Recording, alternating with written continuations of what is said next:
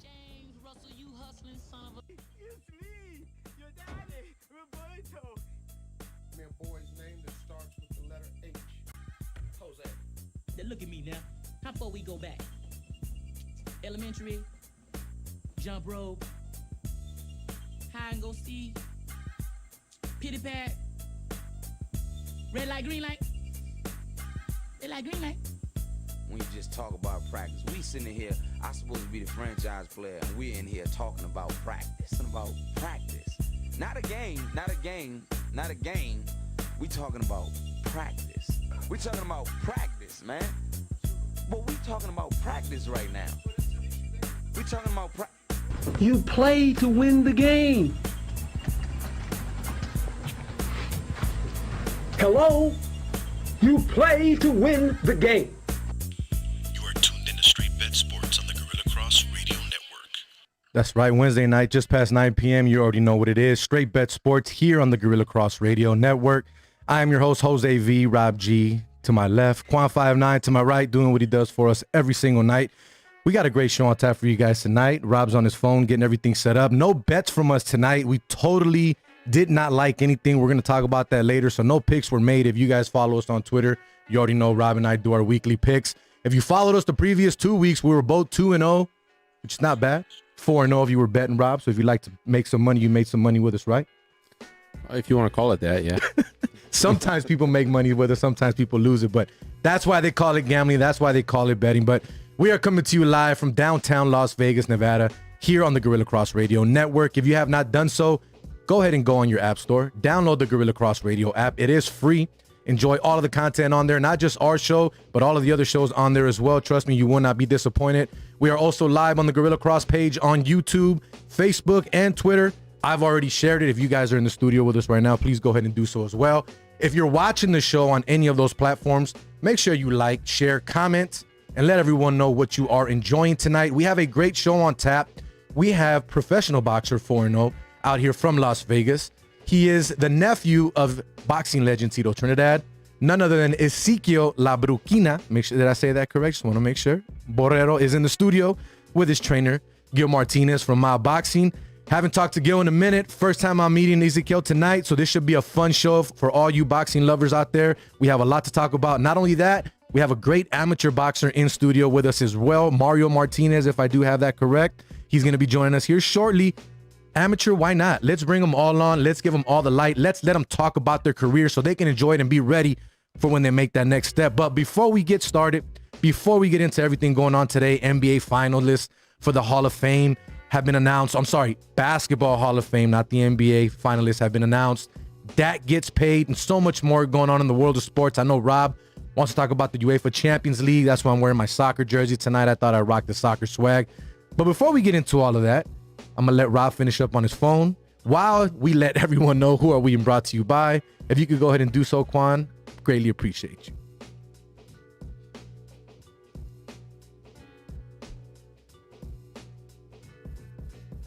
Uh-oh.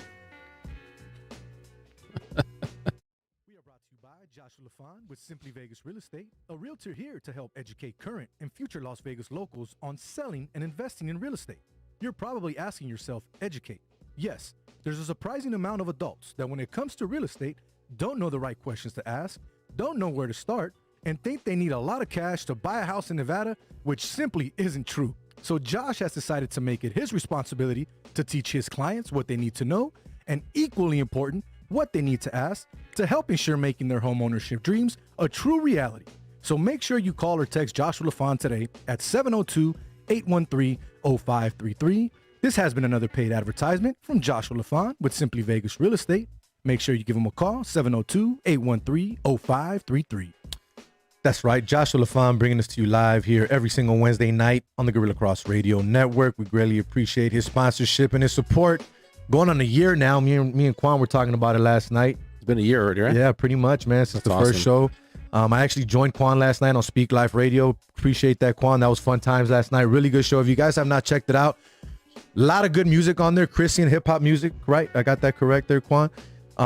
Different style of genre, but you know what? Great lyrical people, great raps, great music. If you guys have not checked it out, make sure you do so. The little tickers here on the side, you can check that out. I believe it's every Tuesday and Friday nights, right?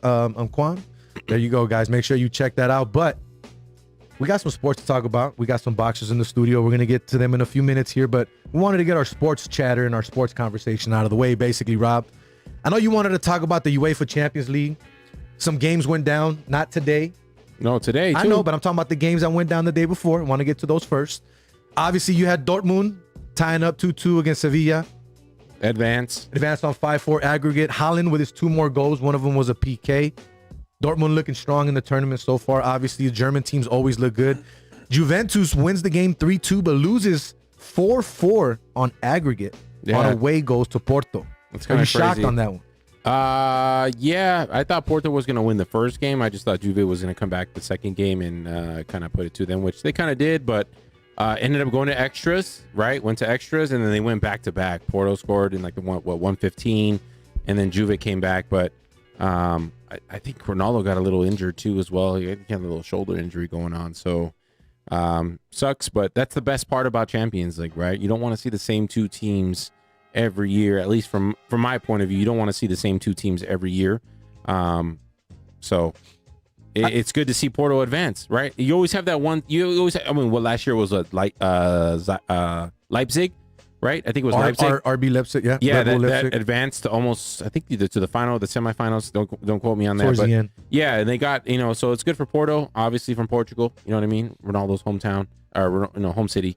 But yeah, it just kind of throws a twist into So you think him losing and being out of the tournament because of FC Porto kind of it in a way it's not that much of a hurtful thing for Ronaldo, like, because you just said it, Portugal, it's where he's from, you know what I mean? I mean, if you're gonna go down, you'd want to probably go down to a team that's probably from your home, your home country, right? Who knows? Maybe that's where he'll end up, maybe playing in the future, right? They're a good squad. Don't get me wrong. They've been around. They typically lead that league every year, and they're in the mix all the time. It's not. So the it's first not time. part of the conversation, but you think Ronaldo can leave Juventus as well after this is his third team, third different league? Well, once you think about it, I mean, it's soccer. They have, compared to like baseball or any major sports that we have here in the United States, like the farewell tour in soccer is typically a few years, and it's usually like 3 or 4 years, right? Versus it's like a 1 year. Everyone knows it's the final year. In soccer, it's they maybe want to tour the U.S. It's like a tour, right? You do a tour. So he the might US. end up in the U.S. type Yeah, of thing. of course. Some Do the MLS tour play a of the little bit. U.S. I mean, look at Carlos Tevez, right? Carlitos, yeah. Yeah, remember, just everywhere, anywhere and everywhere. And I don't know if he's still playing. I think I've read some articles where he's still playing. I don't know who he's with, but the farewell tour is a lot longer than what it is in the United States. I mean, what it is, for baseball, basketball, that stuff like that. So I wouldn't be surprised if he played in the U.S. and maybe his last year played in Portugal at home. Why not? Right, you're at home. Sticking to home squads, your team, Liverpool. Yeah. Your actual English Premier League team, even though Rob is always talking about other players and who he likes with Suarez and wherever he may go. But they pulled it off 2-0, beat RP Leipzig as well. 4-0 on aggregates. They advance. Salah with another goal. Two great, wins. That's a great. Leipzig is a great team, and I just mentioned them about how far they went last year. 2 great wins. On the road they won 2-0, and then at home they won 2-0. They should be pissed, right? Because they're literally 20 points, I believe, off the top from the Premier League. So they were leading the Premier League for most, to start, and then they kind of dropped the ball. They just lost at home. They've lost a bunch of games at home to some, not to say no-name teams, but Fulham, just to name a few, Everton. Tough losses, basically. Just super up. tough. They're No injured. excuse. Don't get me wrong, right? I have a few Liverpool fans, and when I talk to them, it's injuries, right? That's like the not to say the cop out, but that's that's the biggest thing that's going on with the team right now. So for them to pull off and advance, it's literally all they're playing for this year's Champions League. So it's good to see. But did you see what the coach said? Klopp or whatever his name is? Yeah. He already came out and said if he told his players, if you're just here this season to play for the Champions League and not the English Premier League, then I don't want you here. Because some of the players are going to have that mentality, right? That's a little bit more motivational than anything. They're 20 points off the top. Yeah. Man City is just destroying people. They came back with a vengeance. But you don't want to give up. Right. No, of course. You never want to give up in the Premier League. You don't, you're obviously playing for Champions League too, which is why I love soccer, right? Because, when we talk about baseball, NBA's adapted a little bit, but, when it comes to, you can't just, tank, you know what I mean? I guess you want to say, right? But in soccer, if you tank, you're going to miss out on Champions League. You got to finish in top 4 in the Premier League or any of the major leagues. You got to finish in top 4. So, they're still playing for Champions League next year as well. So, correct, to get to those tabs and everything else where they have to line up. Exactly. So you can't really give up no matter what the message is, right? If you want to play in Champions League next year, which in my opinion, or in every, should be, is that's the Super Bowl, right? When you talk about it's the Super Bowl of a European soccer. Exactly. So I know winning the Premier League is a huge deal too, but Champions League, in my opinion, is the biggest of them all. So to be the champions of Europe, and they're Liverpool was one of the best teams, and it's literally been a roller coaster for them since the injuries have happened. So it's a great win. It's only going to get tougher from here though. Before we move on to the next game, you're listening to Straight Bet Sports here on the Gorilla Cross Radio Network. I'm your host Jose V, Rob G, Quan59 in the studio. We're going to get to our boxer here shortly. Trust me, guys. I greatly appreciate your patience. We just want to get through a little bit of sports talk here and let you guys know what's going on. But PSG finally put Barca out of their misery. Mbappe with 4 goals total in 2 games. They win 5-2 aggregate. Just unbelievable showing by Mbappe in general in this tournament already. I mean, the kid already has, I believe, a league championship, a World Cup championship, not a UEFA champ, not a Champions League yet, I believe. No, not but he yet. still has a league championship, and he's got a World Cup championship. That's the biggest of them all. I think if you're a player, the World Cup. He's going to. I mean, we talked about it when who was on Tom Olsen, right? When he was on, Tommy Olsen was on. Yeah, he was on. We were talking about Mbappe a little bit, and I think he's going to Real, right? You think so? Wow. I think they just need to lay it out for him because look where they're at right now. But I think the only way he goes to Real is Zinedine is gone. I don't think they could make that move happen if Zinedine is still there. I could see that. Either way, I don't personally. I don't think he's going to be there for a long time because they've been struggling for quite a while now. But he needs out of PSG. I mean, Real Madrid is a whole nother level. I'm sorry. I know PSG has been doing their thing for a while, but and Real has kind of been on the back burner for a little bit. But Real Madrid is a whole nother level when it comes to marketing, when it comes to sponsorships, when it comes to all of that. And there's no way you turn that down. There's no way anyone turns that down. If you have an option to go to Real Madrid or an opportunity to go to Real Madrid, you don't turn that down. I don't care what team you're with, other than Barcelona and maybe Liverpool. But I don't think you. I mean, Suarez left Liverpool for Barcelona, right? So I don't think you turn I don't think you turn it down. So we got Samuel Flores on Facebook chiming in. He says, "Bring out the future champ, Ezequiel La Bruquena Borrero." Oh, we're going to get to him. Trust me. Trust me. I appreciate you guys joining and chiming in. We're going to get to him here shortly. We're almost done. We're almost done with our sports chat and our sports conversation. And then it's all with the champ. And that's it. Trust me, you guys won't want to miss it. We're going to get to that here shortly. But the NBA also announced their Hall of Fame finalists today. I'm going to read out some of the top names that stick out. Obviously, there's a lot more names on the list. There's females. There's the African committee. And there's a bunch of different things that they put on there. But the biggest names that stick out, obviously, Rick Adelman, ex-coach. Chris Bosh, NBA champ. Paul Pierce, NBA champ, multiple All-Star. Chris Webber, multiple All-Star. Michael Cooper, NBA champ, All-Star as well. Tim Hardaway, never won a championship. One of the greatest killer crossovers in the history of the NBA, multiple All-Star. Ben Wallace, 4-time NBA Defensive Player of the Year. Jay Wright, your Villanova yes, coach, sir. which Yeah. you like. Can't And argue that here one. are the biggest names that pop out. Marv Albert, the announcer. No doubt. Tony Kukoc, Chicago Bulls, which to me popped out more than anything. And Bill Russell. Bill Russell's already on the list as a player, but now he's being possibly enshrined as a coach. Out of all the names that I just gave, both of you can chime in because I know Quan was saying he doesn't believe Coop should be in yet. Out of all the names I just mentioned, which one sticks out to you the most? And which one do you believe deserves to be in more than all of them that I just mentioned? Chris Bosh, for sure. I know we were talking a little bit before the show started about. Let me see that list real quick. Sorry, just so I don't miss anybody out here. But Chris Bosh for sure. Hell of a baller, right? Hell of a baller. I feel like he definitely played a big role in what LeBron did in Miami. But I don't even feel like he played for that long. I don't even know if we can maybe look up how long. Where's Zach when we need him? I mean, right? Right. How many? Zach's not feeling good, by the way. That's why he's not here tonight. How many seasons did Chris Bosh really play? I feel like I feel like I know he's with Toronto before, but you know what he was doing with. He was the intricate parts of the Miami, trio. He was the third fiddle, but still, he was a third wheel. I feel like they could have done that with or without Chris Bosh. Ooh. I mean, even Quan is like, ooh. I feel like they could have done what they did with or without Chris Bosh. I mean, maybe pick. Oh, here we go. So he played with. He swung the mic over. He swung the mic over. Oh, the mic swings over. Let's see what you got. I want to hear Rob keep talking. Go finish up. Yeah. So I feel like they possibly could have done that, but that's the biggest name that kind of stands out to me. The shoe-in. I mean, Tony Kukoc stands out a little bit. Considering he kind of played the same role, right, on the Michael Jordan, Scottie Pippen team, right? So Goose said Tony got chips and Bosh was a huge for them. I don't know. No way they win that without Chris Bosh. What? Woo, no way. No way they win that. No way they win that. They don't win that without Ray Allen. But I mean, they had a lot of pieces, but he was a major piece to that team. I think the shoe-in. I mean, to me.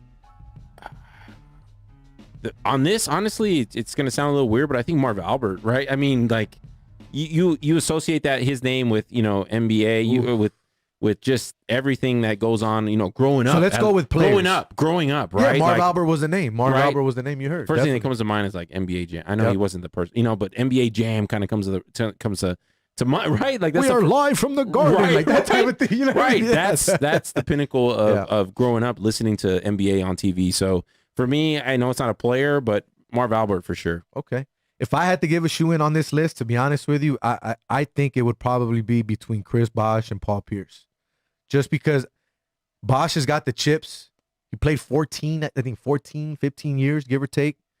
He was a multiple all-star. You know what I mean? Did you look it up? Not only that, well, Paul Pierce did. I'll look it up. 11-time All-Star. 11-time All-Star. Chris Bosh? 11-time All-Star, played 15 seasons. 7 with Toronto, 7 with Miami. All-Star. I mean, I don't know. Hall of Famer. Who do you think? Who's a shoe-in on that list? Quan? Bosh is definitely Hall of Fame.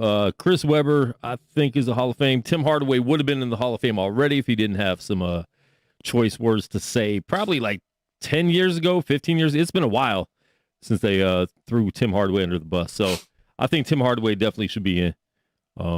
Killer crossover. Bosh should definitely be in. He killed it in Toronto, and he was the third option in Miami. But that doesn't, demean what he did, for them. I agree. I think they don't win it without him. I'm sorry. I agree with Quan. I agree with Goose. I think Bosh, even though he was the third wheel on that, he still was an intricate part in that championship run. Just overall, what they did in those 4 years when LeBron was there, it was huge, bro. It was huge. But moving on, final thing, and this one could be good quick. If we all agreed, right? Right. But we can't all agree on everything. That's not the way the world works. But Rob, we were talking about this when we got here. You had some choice words. So did Quan. So did I. This one will be quick. Dak finally gets paid. It's technically a 6-year deal, but the final 2 years of the contract are voidable, so they're not counting it because they're the bigger parts of the money on the deal. 4-year, $160 million contract. Max value of $164 million. 126 of it is guaranteed. He's getting $75 million in the first year alone. $9 million in base salary, $66 million in a signing bonus, which is insane. And the two biggest clauses, no trade clause, so he controls his destiny, and no tag provision, meaning no matter what happens, if they can't renegotiate on a contract or an extension, they can't not tag him. He can be an unrestricted free agent at that point. Now, I think Dak should have got paid, not this absurd amount of money. I honestly thought when he got hurt, it was a wrap. He wasn't going to get the big contract. I thought he'd probably still get something from Dallas, but I thought Dallas had all the leverage. I guess I was wrong. It looks like Dak had all the leverage. So I agree with him getting paid. I just think he got overpaid. Who wants to jump in on it? I mean, I think he got overpaid. I kind of have the same reaction as last week when we talked about how Harden's getting his number retired by Houston, yes. Right? Like insane. I do not agree with this at all. Shocked by how much is guaranteed, by how much the signing bonus is and all of that. I know a lot of it is like everything that's kind of built around a quarterback now, or any high paid player like that is what is it? It's incentivized. It's all through incentive. So just like Mahomes, He gets an extra million if he wins a Super Bowl. Right, by the way. right. And So he takes 50% of the snaps. So very similar to Patrick Mahomes. It's very similar. It's been common. It's Second been highest paid quarterback in the league. It's been around. Jeez. Hasn't done anything. And you have a 40-year-old quarterback that wins the Super Bowl every other year, and he's not getting these type of contracts. Just think about that. And you have these other guys that haven't won anything getting all this money. It's super, insane, right? I feel like the pressure was definitely on Jerry Jones, right, to make this. He had to. He had to make this, but deal. I remember hearing, and I think it was Colin. I always talk about Colin because that's what I listen to on the way to work. But Cowboys now have in 5 positions the top 5 paid player, right? In 5 positions, right? Which is that's Jerry Jones for you. That's Jerry Jones for you, but that's that's the Cowboys coming around. I'm not trying to say that they don't have the money, right, or they're overspending. Like they got the money. They got 10 times more money probably, and his excuse was, I see the money. I see how the TV contracts are working out and everything like that, and to pay him is not going to be an issue, which I understand. I'm not arguing that fact. Like I'm not saying you don't have that money, but to give Dak coming off an injury, right? And I understand. Quan made the point to me on when we were here that it's not one of those injuries that you have to really worry about, but it's still an injury that it's a season-ending injury. You don't know how he's going to respond. Some people, crumble under these pressures. The pressure's on. All props to Dak for being able to get a contract like that. I'm not trying to take money away from anyone, but I feel like the Cowboys were just or Jerry Jones. I don't want to say the Cowboys. Jerry Jones super pressured. They were talking about it, and then they come out with this, and to most of us it was kind of blindsided. You know what I mean? We didn't really expect it to be this much, but I do not agree with how much they're going to give him. This is definitely. I mean, Patrick Mahomes got that type of deal after winning a Super Bowl, right? And right. You want to talk about pressure, right? Patrick Mahomes got that, that off of his shoulder. You know what I mean? Basically saying I won a Super Bowl already, but Dak has to win a Super Bowl, or this is going to be looked at as one of the worst deals in NFL history. I mean, I know there's plenty out there, and there's some the media is going to rip it up tackles, for sure, and there's some tight ends, and there's some offensive linemen and defensive linemen that have gotten paid ridiculous and didn't kind of pan out. But you want to talk about spotlight attention. Dak getting this money, if he does not win a Super Bowl, may go down as the worst deal ever constructed. Quan, right? Give us some Come kind on, Quan. words. Give us worst some kind deal ever words. constructed if he does not win a Super Bowl. Worst deal ever if he doesn't win a Super Bowl. Right. No, because the price of quarterbacks is just going to keep going up from here. So the next really good quarterback is going to get more than that. It just raised the price of what quarterbacks are worth. And that's what Patrick Mahomes' deal did. That's why his deal was good for all quarterbacks in the future. So you have to pay him. What are you going to do? Lose Dak and then try to find somebody that could fill in? It's not going to work unless you get somebody like Deshaun Watson. He's the only other person I think they could bring in that would guarantee be as good or better than Dak Prescott. Why don't you trade him for Dak? I mean, give him some extra stuff. Don't get me wrong. I mean, the Texans are going to want more than Dak. I get it, coming off an season injury. I mean, because Texans are saying they're not going to trade Watson now. Well, you're going to have a James Harden situation where he doesn't want to play for a team that, wants to keep him, and it's just awkward. So look, yeah, but Dallas doesn't care about that. They're not going to wait to see if Houston might trade him or might not. But if you can get Dallas's some draft picks and Dak Prescott, I would take that most likely over any trade that anyone's probably willing to offer me, other than maybe the Jets trade that we talked about maybe 3 or 4 weeks ago when they were talking about Sam Darnold and they were talking about first, all that. Like, that's maybe the second best option you have. And I know Deshaun Watson would, obviously the no trade clause, which to throw a no trade clause into the Dak Prescott situation is even like that's makes it even more astronomical, like crazy to me. So to give him that power, right? He has to approve what team he's going to go to. I don't think the Cowboys are making the right decision. So I'm gonna say this to end it out.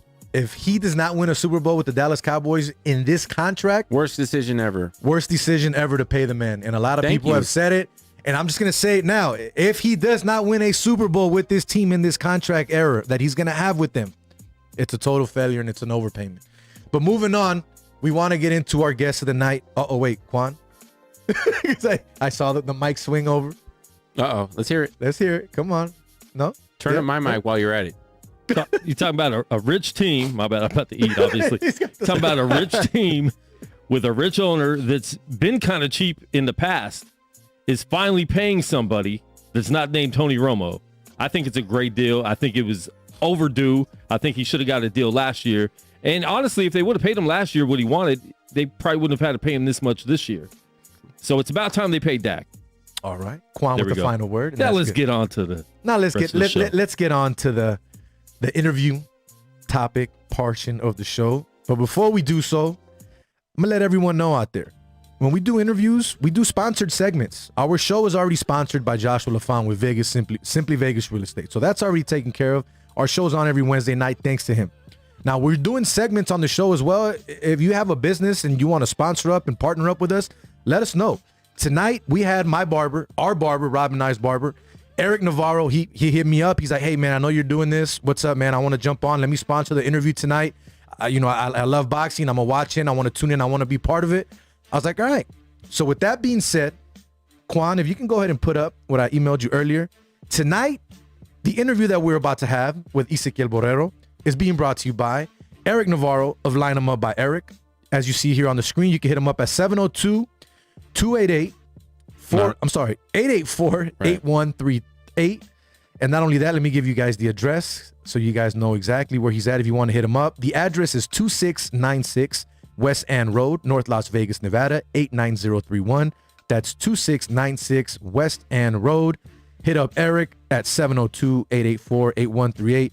He hooked me up during the pandemic, man, when no one else did. That's how I met him, through you. Took care of us. Guys, hella cool. First sponsor so far to sponsor one of our interviews, so we greatly appreciate you, Eric. So if you guys saw that, go ahead and hit him up and check him out. You will not be disappointed. But with that being said, let's go ahead and move on to the featured portion of our show tonight. I'm excited. I'm really excited to bring in this young man because this is something that I'm going to start doing here on the show. So if you guys want to know and learn and watch young up-and-coming fighters, whether it's UFC, whether it's boxing, whether it's locally, whatever it may be, that's something we're going to try to stick to here on the show on Straight Bet Sports on Gorilla Cross Radio. So with that being said, let me go ahead and introduce our featured guest of the night and his trainer in studio with us tonight. He is none other than Ezequiel La Bruquena Borrero from Las Vegas, Nevada. Do I have that correct? You're from Vegas right now currently? Where Yes, you sir. originally from, though? I just want to make sure we got that correct. I was born here in Vegas. I was Okay. raised in Puerto Rico. Okay, there Yes. we go. There we go. So you're a Las Vegas native. You're a Las Vegas local. Yes. Obviously Puerto Rican. You talked about that as well, but you're also half Mexican, correct? Talk about that a little bit and how that came to fruition. Well, I mean, it's just something that I guess my mom is Mexican. My dad is Puerto Rican. I spent most of my life in Puerto Rico. I was raised in Puerto Rico most of my life. I came over here when I was 14 and just lived in Vegas ever since. Really don't know too much of my Mexican side still. I still have to go visit more down there so I could, get into my roots. But I love it down there. Every time that I go, it's something different. It's, the culture, it's just like being over in Puerto Rico. The culture is a lot different. Like here in the U.S., you don't experience the same things that you experience down there. Definitely. So what got you into boxing? Aside from your from your uncle, right, and your grandpa, because we talked about that during text. You told me how Yeah. he was, one of the trainers and all that. Aside from the family aspect of it, what got you into boxing and got into your mind and you're like, that's what I want to do? Well, man, actually, I didn't want to start it. Really? I did not want to That's box. interesting. Yeah, I was forced. The sport was forced into me by my grandpa. He was, I was like 5 years old, and then he was, all right, you're coming to the gym with me. You're coming to the gym with me, and I would just sit there, and just watch him train, and I didn't want to do anything. And then one day he was like, all right, glove up. Okay. And then we started doing mitts, and I used to hate it. I didn't want to be at the gym. I hated going to the gym. I wanted to be a kid, Yeah. And I used to sometimes actually hide from my grandpa until he left, until I saw the van leave, and then I would pop out back at home, but every time I did that, I used to get home, and every time he saw me, he was mad because I wasn't at the gym. But then there was a point where I was like more into it, started in boxing, and I started liking it. I started loving the sport, and unfortunately, like when I was 10 years old, he passed away, and that hit me really hard. I stopped boxing. So I was sad about that. It was like a really, really hard moment for me to just, I guess, get through. So I see your voice change right now when you're talking about that. I mean, I never met your grandpa, but talking about it now, does that still comes back and still hits you? Because I can see that in your body language and your voice, the way it changed a bit. You know what I mean? And there's nothing wrong with that. But when you talk about it or think about him, you still think about that? Yeah, man, it hit me so hard because he was the one that was training me. He was the one that started me off, and he was the one that got me to love the sport. Even though I didn't like it at the start, I started loving it because, I was spending more time with him. He was like my father figure for me, And then after that, I went just downhill when he passed away. I just didn't want to do nothing with the sport. I was just out. I still did sports at school and stuff like that. I did basketball, all types of other sports, but I didn't touch boxing, nothing with physical fighting or anything like that. I didn't want to do nothing like that anymore. I came over here to Vegas when I was 14 with my mom. And even then, when I was 14 through high school, I did everything else but boxing. I did wrestling, I did tennis, I did volleyball. But I didn't do nothing with boxing. So you were in sports in general. You were you love sports. I love sports. I'm an athlete. I love moving. I can't be at home just sitting around. I have to be out doing something. Active. Yes. And then when I hit 18, my mom actually was the one that wanted me to get into the sport. I didn't want to do it personally. My mom was like the one that wanted me to get into the sport, and she was like, "What would your grandpa say? And what would your grandma, want you to do?" And that hit me really hard, just thinking about that thing. And I just got into the sport again. And in a way, I didn't like the reason why I was doing it, because I was doing it for some other, like she wanted me to do it. It wasn't coming from me. It wasn't coming from me wanting to start the sport. It wasn't your passion. It wasn't me. Yeah, like I did it because she was the one that wanted me to get in it. It wasn't my choice. But after a while, I actually trained at started off at Fernando Vargas's gym. Okay. And then trained with him for like about 2 years. And this was in your amateur days? Yes. Okay. That's when I started the amateur career. Okay. And then after that, just personal problems happened in that gym that got me out of the gym. And then that's when I went to the Roy Jones tournament that was being hosted by Roy Jones Promotions and Coach. That's when my mom was talking to Coach, I believe, and she was like, "Hey, you should try out this coach. I'm not too sure. Just go meet him, talk to him, and see how it is. Go do a practice." And I was like, "All right, I'm gonna give it a shot." And then that's when I went. I met Coach, and I'm gonna tell you, man, that first day, I was gonna pass out. I was about to. I was gonna get laid out on the floor. I was just about to throw up. Man, there's no training like what he puts us through, man. I've seen Gil train people. Trust me. So I understand what you're talking about. Yeah. Gil is no joke. I don't think I could take 10 minutes of it. So for you to take even 10 days of it or whatever it may be is crazy. But I do want to bring him on the show now. I met this gentleman before. Great man, great coach, great individual in general. Gil Martinez, right? Yes, got sir. that correct? Just want to make sure we got everybody's name right, but greatly appreciate you coming on the show, my man. It's been a while. How's everything going for you as well? And training this young man. Well, thank you for having us, and everything's good. We had a little lapse because he took a little bit of time off, but now, we're back, and hopefully this time, we're gonna get from beginning to the end. So you talk about starting off at Fernando Vargas's gym. Yes. You're wearing a belt that you won by beating one of his kids. Yes. But you left his gym and you have a greater man here. Nothing against Fernando Vargas. I've also interviewed him, had him on my show before, talked to him. Great guy. Nothing personal. Don't know what happened. But you have Gil now in your corner. How did it feel? Because I saw the highlight of the second round. I told you I didn't see the whole fight. Yeah. But how did it feel knowing that you came from that gym or started from that gym and then you beat someone from that gym, but not only someone, but his son, someone that he feels highly about that should be a next up-and-coming fighter? Yeah, I mean, I don't feel any type of way. It's all business in the ring. Like Coach tells me all the time, in the ring, there's no feelings, there's no friendship. In the ring, you're there to do your business. That's it. Friendship aside, everything else aside, you're in there to fight, to beat the guy across the ring, and that's it. If you guys want to be friends after that, go ahead, talk around, chop it up. But in the ring, you only got one job, and that's to beat the other fighter. Nice. And that's how I felt, because getting to know Coach and everything like that, he got my mindset in being just, this is all business in the ring. In the ring, there's nothing else but business. You're there to work, and do your job. If you're not there to hurt the guy, then you're in the wrong place. Okay. You know what I mean? So, question: how did it come to fruition? Did you come to coach? Did you see him prior and say, "Hey, you know what? I want to work with this kid"? How did it all happen? How did you guys come to work together eventually? Well, I actually went to coach before when I was training with Fernando, man, and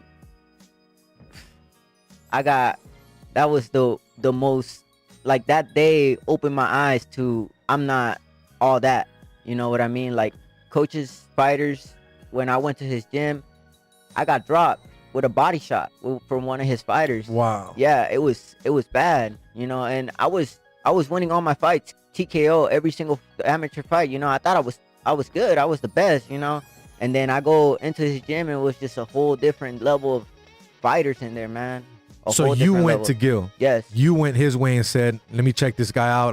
So someone told you about him and said, "Hey," you said it was your my family mom, member. yes. There you go. Yeah. So your mom's big into boxing too, I take it. Then if she's the one that said, "Hey, come check out Gil, come check out this coach," right? Yeah, I mean she's big into boxing, but we had our little, you know, mixed problems in family relations, and I kind of want to take boxing myself and make my own choices. And Okay. I don't like people making choices for me. Okay. You know what I mean? Because I know what's the best thing for me. Even though they want the best for me, I know what's best for me, and I Okay. know what I got to do.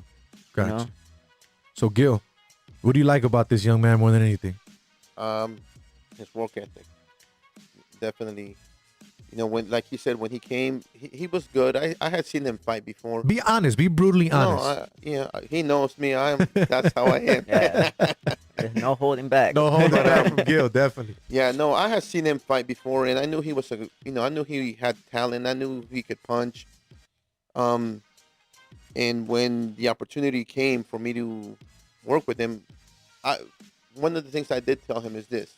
I said, "Listen, you know, Fernando's a friend of mine.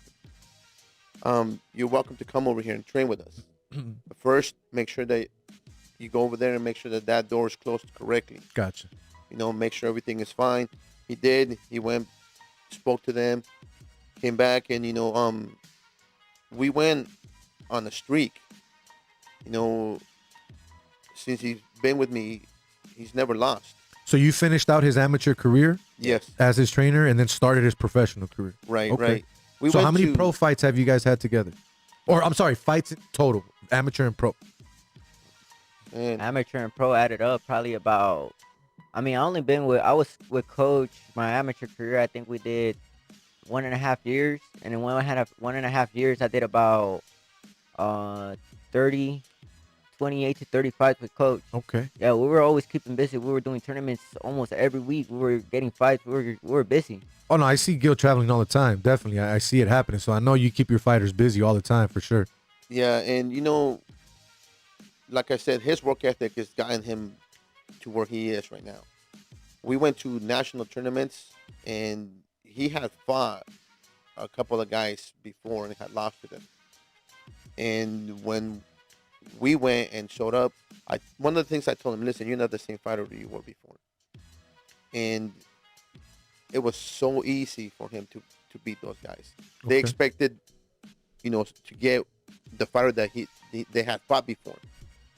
And he came out and was just completely different. Everything about him, we changed. And the results, man, you see it right there. So how good does it feel having that belt and knowing that you can eventually have the belt? Oh man, it feels great. It feels good, and you know, this opens a lot of doors for me. You know, I have total belts that I want is 12 belts. You know, Okay. up in the wall. It's at the gym, and whenever I look at that, I'm like, I did that. I could say I did that. That's my work right there. Nobody else did it for me. I did that. You know. So a lot of boxers that are pro, that are starting up pro, they still have a regular life like us. We're doing radio, but we also have a regular life in the daytime. Some of us do. What do you do during the day when you're just living a normal life and you're not training and you're not boxing? What does Ezequiel do? What is your normal day like, your life like? Well, my normal day is wake up, go for my daily jog, you know, and then get home, spend time with my family, with my girl and my baby. And then after that, I go to work. I work at a Jiffy Lube, Okay. changing oil on cars, doing car maintenance. And then right after work, I leave work at 3. Right after once that clock hits 3, I'm out. I'm at the gym at 3:30, and we're working. How much of a motivation is it knowing that you're working a regular 9 to 5, but you're a pro boxer and you want that to be your profession? Because you said it earlier, you want to make your career the way you want to do it. You don't want anybody to tell you how to do anything. Granted, you're going to listen to this man right here because he's going to get you to where you want to be because he knows what he's doing on that aspect of the boxing.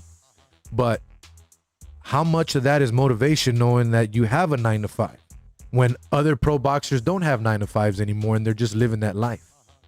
Well, it's motivating because I know that a lot of people don't do what I'm doing. A lot of people don't work a 9 to 5. They're doing just straight training, and those people that are doing straight training, I'm still going out there and beating them.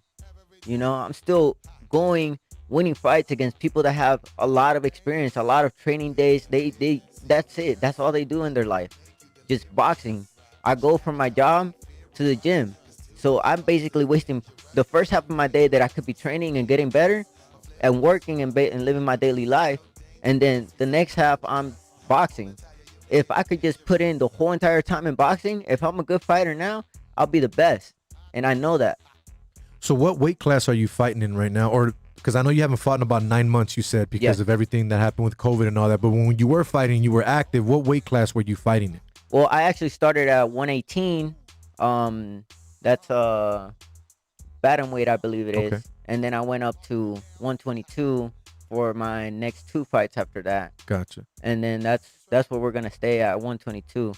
How old are you?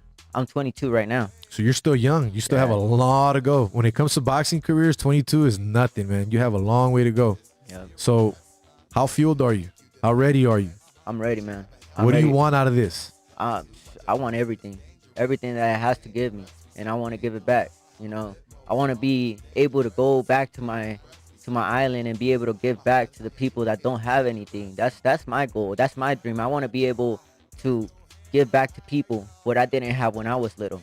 Be able to give a kid a toy that I didn't get to have, you know, because I used to be out and didn't have shoes. I used to walk barefoot, you know, just play around, and I was still having fun, you know. But I know that there's a lot of kids that they wish they could have that. They wish that they could have shoes. They wish they could have toys, you know, afford a lot of things that they don't have. They can't afford because their parents don't have the money to afford it, you know. I basically want to be like my inspiration is like Manny Pacquiao, you know, giving back to his people. That's what I want to do. So you want to use your career to give back more than anything? Yes, sir. Not just for you in general, but just to give back to your people, give back to your land, like you said, your island and all of that. Yep. So Puerto Rico's known for some good boxers. Hector Macho Camacho coming up when I was younger. I'm a little bit older than you. You know, I used to see him with the flash, you know, the suits and everything. Obviously, Tito Trinidad. We had Edgar Berlanga on the show a few weeks ago. 16-0, 16 first round knockouts. A lot of people say he's legit. Some people say he's not. Who knows? Tito's your uncle, correct? Yes. Have you spoken to him? And if you have, how has those boxing conversations gone? If he's talked to you about boxing at all? It's crazy because when I talk to him, I actually talk about more personal stuff. We don't talk about boxing. Yeah, we just chop it up and just have a fun conversation, just leaving boxing off to the side. Like, he knows I do boxing. He was actually I had a fight out in Puerto Rico in my amateur days. Okay. I went out to Puerto Rico to visit, and he actually helped me in the corner. He was there in my corner helping me, you know, giving me water and all that. Yeah. Wow. So it was pretty motivating to have him there in my corner, you know, and hopefully someday if I talk to him, maybe he could come out here, we could walk out with him, you know, bring back all the people that, awesome. That would be awesome, bro. If you could walk out with Tito Trinidad, that'd be cool. Especially come out, do your thing, give a good little knockout, you know, a good little show for the crowd, right? Definitely. So, Gil, what do you like more about this kid aside from his work ethic? When we're talking about boxing, when he's in the ring, what is he dangerous? Where is he more dangerous? Where can he get you? Well, his angles. Okay. You know, that's one thing that he didn't have before. And this kid creates crazy angles where he's here and then he's over here. And, you know, they're swinging that air. Okay. And, you know, he's fast and he likes to fight. When he's in there, he likes to fight. sometimes I gotta try and pull him back sometimes. Okay. You know, especially when he was an amateur, I was trying to slow him down sometimes because Really? because he gets hit, and It's like fuel. yeah, when he gets hit, he wants to hit that guy right back. Right back. Really? But you got to be No. careful because you get caught. Exactly. Okay. But that fire in him, that's one of the reasons that he's where he's at, and I have no doubt this kid's gonna go all the way. What's his scariest punch, his best punch that he has? I think it's more combinations Okay. that he throws. And like I said, his angles, because when you don't see a punch, those are the ones that hurt. And those are the ones that are hard more than anything. What's Yeah. your favorite punch? What's your favorite combination, if you would say? Because Coach said your combinations are killer. Well, I mean, I don't have a specific combination that I like more than the others. I just see where I'm at, see what's open, and I make the best out of that position that I'm at. My hardest punch, I'm actually a right-handed fighter, but I fight as a southpaw, just because I used to be wrestling, and that's what got me into giving my right foot forward, and I got used to that. But I actually like my hook, my checkout hook from that position, and then create that angle and hit him again from there. That's my favorite position to be at. My hook is probably my favorite punch. Okay. So I got two more questions for you, and then we want to get to Mario Martinez. I appreciate you, and that shows how humble you are, because you text me back and you said, hey, I got this kid, amateur, I want to bring him in. Is that okay? That's awesome, bro. Good stuff. Greatly appreciate that. So we're going to bring Mario Martinez on here shortly as well. Chop it up with him, give him some radio time. But before we do that, I got two more questions for you. First one, who is a boxer that you look up to more than anything? Aside from Tito, let's be real, from your era, from what you've watched, from boxers you've seen, whether it's now or growing up, who is the boxer that you look up more to than anything, and that you would say you try to possibly emulate your style after? Well, I'm going to start like Manny Pacquiao is one of my favorite fighters of all time. Okay. Just hands down. Just the way he fights, overwhelms his opponents, creates those angles. It's crazy. Another fighter, Canelo Alvarez. Okay. Head movement, just the way his technique is impeccable. Just amazing fighter, And coming up, when I saw him, I actually started watching him. I forgot what fight it was, but the Mayweather fight, I think it was. Okay. And I was like, I don't care who this guy is. I want him to beat Mayweather. Just because I didn't like Mayweather. I got you. And then after A lot that, of people don't. that's when I started knowing about Canelo. Okay. That's the first fight that I saw with Canelo, and that's when I started watching him a lot more. And then I was like, damn, this guy's good. That fight changed his career for the better. I think that was the greatest loss that could ever happen to his career. Because if you you know more about boxing than I do, Gil, but he's been a completely different fighter after that fight, correct? 100%. What's crazy is the very, very first time he came to Vegas, Robert Diaz from Golden Boy called me and asked me if he could use my gym. I said, yeah, Really? of course. Okay. So he trained with us for about a month and a half. Wow. Okay. I knew that kid was good. I actually had another kid that his name is Juan Heraldez. Okay. And he was maybe 17, still amateur, and they sparred. And Juan, man, put it on him. Yeah. And this was before the Mayweather fight, or after? Yeah. Or this was No, before? this is way before. Yeah, this is the very first fight he had here in the States. Okay, gotcha. Wow. Yeah. So so after that, I kept and followed his career, and the way that he has transformed his style from when I seen him, at my gym training, the way that he moved. Pull up your mic, Gil, so we can hear you. Sorry. The way he moved from then till now, a huge difference. That shows that this is what he wanted to do, and he wants to be great. Oh yeah. And he's going to No be doubt. great. I mean, he's great already, but He's gonna be even definitely greater. going to be. Yeah, he's going to be one of the all-time greats. Canelo should have 3 losses, but that's it. I thought he lost a lot, and I thought he lost 2. We can talk about that on Yeah, another right. show. We'll bring I just Gil wanna back throw for that- some boxing, full Right. boxing conversation next time for that. But Rob, I'm gonna have you jump off the mic. I know you don't mind. Yeah, absolutely. Yeah, Let's go ahead him and on. bring in Mario Martinez Yeah, real absolutely. quick. We're gonna get Mario on the mic, but Ezequiel, the last question I have for you before we bring Mario on. It's been a while since the fans have saw you. Fans are watching. People are chiming in. When can they expect to possibly see you fight again? Right now, we don't have a fight date, exact date, but everybody knows that if they follow me on my social media, I always give out the as soon as I know, I always put it out there. I'm hoping that soon, but right now, since I'm coming back, we gotta sharpen up, get the rust off, and then, you know, hopefully in about 2 months, we're looking at maybe, if hopefully a little bit sooner. I'm ready to go to the ring right now, but it's not my call. bet You know you what are, I mean? man. But it's not my call. Definitely. Well, he is Ezequiel La Bruquena Borrero. Ezequiel, let everyone know out there where they can find you, obviously on all things social media, and where they can follow you and hit you up at. Yeah, I'm mostly always on Instagram. You can follow me on Instagram at La Bruquena. It's LA_BRUQUENA. All right. And then if you want to see me on Facebook, you could just go Ezequiel La Bruquena Borrero, and you'll find me there too. On Twitter, same thing as Instagram at La Bruquena, at La Bruquena. My man, greatly appreciate you. We're still going to have you here on the camera, obviously, have you guys in the studio and finish up. But let's go ahead and bring in amateur fighter. What's his record, Gil? Give us a little bit of the information. We got amateur fighter Mario Martinez in studio with us, joining us now here directly to my left. Mario, how's your evening going, my man? Pull up the mic a little bit so we can hear you. Don't be shy. It's all good. How you doing tonight? I'm good. Pull it up, man. Come on, don't be scared. You gotta put it right here. Put it to you. There you go. You can get close. It won't sound loud. So what's up, man? You good? Yeah, I'm You good. excited? Yeah, I'm You happy excited. to be in the studio with us tonight? Yeah, it's a pleasure. So how is it? You train him too, Gil? Yes, right? sir. How is Yeah. it being uncle? Right? I'm his how uncle, how is yes. it being trained by your uncle?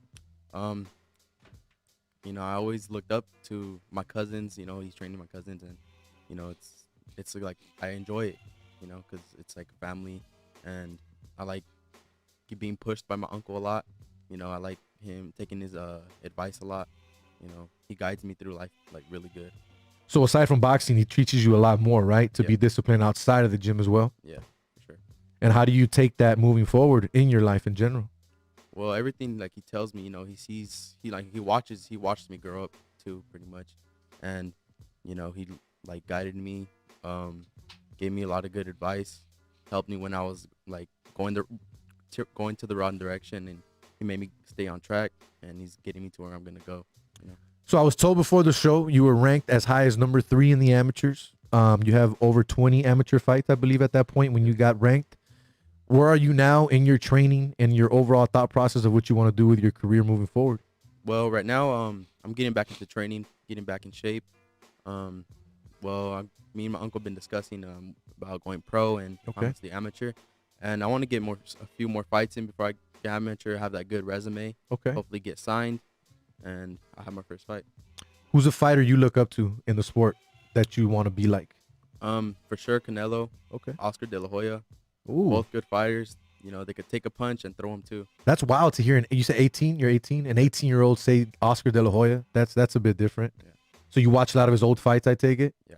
What do you like about Oscar's style, knowing that he's a more old school fighter than what you see now? Yeah, just the way that he could go to war with it. All his all those good fights, and just the way that good those good combinations he'd be throwing too. Gil, a couple words about the young man. What do you like about him more than anything? What should we look for in his career moving forward? He's not because he's my nephew, but he's very special. He's gonna be a special fighter. He has power. Okay. He's both hands. Possible And- knockout artist? Oh, definitely. Okay. Definitely. I've seen him beat kids to the body where, they just don't want no more. And They try to he give got, up. Yeah, he got ranked number 3 before he had 20 fights. Okay. He was fighting with kids 70, 80, 120 fights and beating them. Really? It's definitely in the blood, and he likes to work. Okay. So he's got a bright future. I always tell them, the only person that can get you there is you, and the only person that can mess it up for you is you. Okay. Gil always got the knowledge drops, huh? Always got the verses and everything to keep you straight, man. Definitely. I love it. Definitely. You're tuning to Straight Bet Sports here on the Gorilla Cross Radio Network. We're almost finishing up here, but I'm going to let my guests go ahead and finish up and let everybody know where they can be found at, what they got going on, and all of that stuff on social media. So, Mario, I'm going to let you start it off. Let everybody know where they can find you so they can follow you and your career moving forward, my man. You can find me on Instagram at Mario.MZ1 and give me a follow. You'll see me posting my next fight, some training videos, sparring videos, all the good stuff. Awesome. There we go. Gil, how about yourself, man? Let everybody know where they can find you, especially people that want to get in the gym that are actually trying to do boxing for the real reasons, man. Let everybody know about your gym and what you got going on. Okay, well, you guys can find me on Facebook, Instagram, and Twitter, all under Gil Martinez or Master Mitter. Okay. Our address is 6045 South Harrison. There we go. And it's Mob, M-O-B, Boxing. So everybody's welcome to come. You know, we take everybody. And whether you know something, whether you're a beginner all the way to pro, we got you there. And Quan, because you're a big MMA guy, you trained, am I correct? Didn't you train Claudia Gadello for a while? Yes. How was that experience? I wanted to ask you about that real quick. How was it training her in general? How was her attitude and everything overall? Yeah, she had, you know, her things that she wanted her way. And that's with a lot of people, a lot of fighters. Definitely somebody that I wish I would have been able to work with a lot more. Okay. She ended up moving back to New York for a while. Okay. And I believe she's back here, but I'm not 100% sure. Gotcha. But you know, she's one of the fighters that I had a pleasure to work with. And the reason I throw that out is to let everybody know that not only does he work with boxers, he works with MMA fighters as well. Correct? Oh, definitely. I've worked with Randy Couture, Gray Maynard, Jay Haran, Mike Pyle, Gray Maynard, Vitor Belfort, Gilbert Dorino. We had a good run with MMA fighters. There you go, man. Gil Martinez, Ezequiel Borrero, Mario Martinez joining us here from Mob Boxing. Future champs, because that's all that Gil is training, and that's all that we're going to see from him. We greatly appreciate you guys joining us in the studio. This definitely will not be the last time we'll get you in. Gil, I want to get you in here and just talk boxing one of these days. Chop it up. Maybe one of the next big fights coming up, we can bring you in and do some analysts, because I know you got a lot to talk about, my man, definitely. Oh, I'd love to, definitely. Sounds good. We greatly appreciate you guys. We got a few more minutes here, so I want to finish up with a new little segment that I'm going to try. Someone in the studio told me that I shouldn't do it, and I should just stick to my final thought, but sometimes I don't have a final thought. Sometimes I forget. Sometimes I don't have a quote, or I don't know what to say. So one thing that I notice is that we live in Las Vegas. We have a hockey team here, and people keep telling me that I don't give enough love to the Vegas Golden Knights, or I don't talk enough about them, but I have my reasons for that. I'm not going to talk about those reasons, but I'm going to start giving them a little love now. And basically, we're going to finish up with a segment that I'm going to call here. Let's see, what should we call it? The Final Good Night. And it's going to end with night like the Golden Knights. Now, tonight wasn't a good night, as the Golden Knights did fall to the Minnesota Wild 4-3 on the road. Golden Knights fall to 16-6-1 on the season. Minnesota moves to 15-8-1. Tough loss. Marc-Andre Fleury gives up 4 goals, even though he had 25 saves. Tough game for him there. Now, before the game started, though, the Golden Knights did announce that they had a few roster moves. Goaltender Robert Lehner did practice with the AHL Team Silver Knights today on a conditional loan, but did not play, just practicing. So hopefully he'll be back up, because I know he's been down for a while. Golden Knights did not look good tonight. Like I said, they got the L. They will be back on the ice on the road in St. Louis against the Blues on Friday at 5 p.m. So if you guys go ahead and check them out, continue to follow them. I still think that they're the favorite to win it all. I still think when they're healthy and they have everybody there, they're the best coach team in the league. I think Peter DeBoer being hired was a great move when they did it. Don't get me wrong. I miss Gerard Gallant. He was great with the media. He was great in general. He was a good coach. But just the players they have now, what they're doing and how they're being coached with Peter DeBoer, I think just works a lot more. I think they'll get it done. I'm going to say it now. I honestly think that this is a year we're going to see it. The Vegas Golden Knights will bring the first professional championship to Las Vegas. I'm saying it tonight to finish it up here with our final good night. With that being said, we had a great show tonight. Ezequiel Borrero, future champion in boxing, in the studio with us. Gil Martinez from Mob Boxing and Mario Martinez, amateur, future pro, joining us in studio as well. Big shout out to Eric Navarro, our barber, for sponsoring the interview tonight. We greatly appreciate you, my man. Make sure you guys go ahead and check him out if you need a haircut. And of course, there it is. Joshua LaFont with Simply Vegas Real Estate, hooking you guys up with Straight Bet Sports here every single Wednesday night on Gorilla Cross Radio. But with that being said, for Rob G, Jose V, Quan59, Tacos Mexico with the tacos every single Wednesday night. We greatly appreciate you. We are out. See you next week.